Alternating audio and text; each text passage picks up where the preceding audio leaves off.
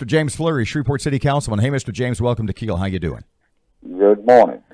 So, I hear you're not going to support repealing the Saggy britches ban. Is that true or not?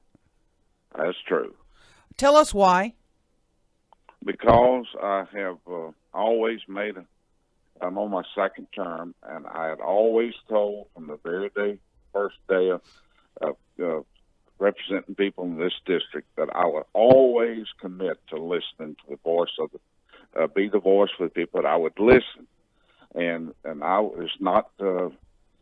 I'm not going down there to just do my thing. I'm going down there to represent District E, and I have overwhelmingly received phone calls from folks out here in Southern Hills and my district that said there's no way in the world that they support doing that, and I'm going to honor what I've talked. I've walked door to door. I've got a good sample, and I'm convinced that the people out here do not want it, and they've emailed, texted me, and so I'm going to stand true to my word and be the voice of the people. So, Mr. Flurry, you must have concerns then when you see the numbers that show it's really only been enforced against African American young men. Do you have a message to the police department with regard to that? Well, yes, and if you go back, I talked to one of the authors of that bill, and it was never intended to be enforced like it was. But the problem is we changed chief of police down several times, and that got lost. And if we do away with that, we still got indecent exposure. This is not going to solve the problem, what we're trying to do here. And I'm convinced that it will pass, but I'm going to be true to the people that I represent. Mr. James, just a little off track here, if you'd care to venture an opinion or a thought, what do you think the original purpose of the law was?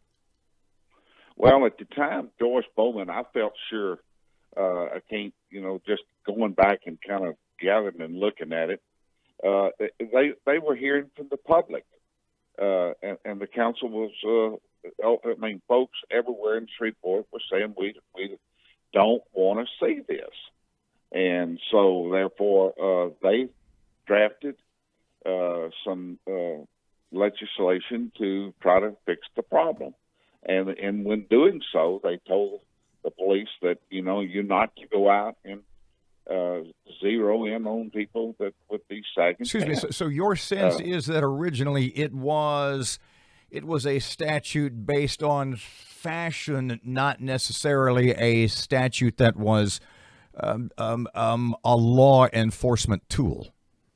That's right, and it was never intended to be that. All right, Mr. Flurry, let me ask you one thing with regard to this. Government telling people how to dress, don't you have a little bit of an issue with that? Well, yes, I suppose I do, but you know what? I've tried to reason that, and the fact of the matter, we have community standards and our community, and we can't get away from that. People just simply, if I went down to council today and put on one of those, my granddaughter teases, and if you wear a T-shirt, this muscle-looking shirt, white, and if I wore that down there with nothing but that and a baseball cap, I'm sure somebody would say that I was trying to be like a redneck. And so we take this fashion stuff and try to attach something to it. And I understand that the numbers, the math, when I look at the math, we have 59% of African Americans now that are in the majority. We have 4 city councilmen, African Americans, the council is majority. I'm in the minority.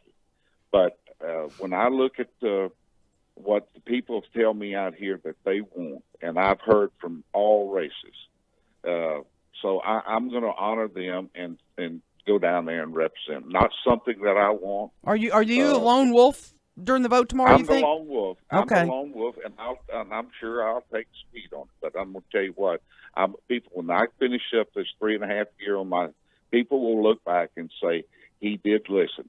Gotcha. When they spoke to me about the $40 million basketball sports complex thing, I was a Willie Bradford, and I voted no from the very beginning because we heard from our constituents. I mean, overwhelmingly. Right. When they introduced that, which in fact we found out later we didn't even have to vote, but we were a no vote from the word go. And Mr. I told Flurry? Mayor Tyler, I cannot vote for it. The people out here have absolutely said no. And so when we did that and we came up for a vote, everybody, the other councilmen joined us, and it was overwhelming no vote. James So Flurry. sometimes you have to be, you have to listen if you're going to be representing the people. James Flurry, Shreveport City Council. Thanks for your time. Thank you. 1017 FM, 710.